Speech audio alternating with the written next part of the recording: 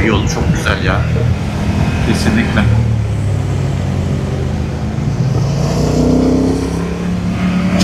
Allah pek sürttüm.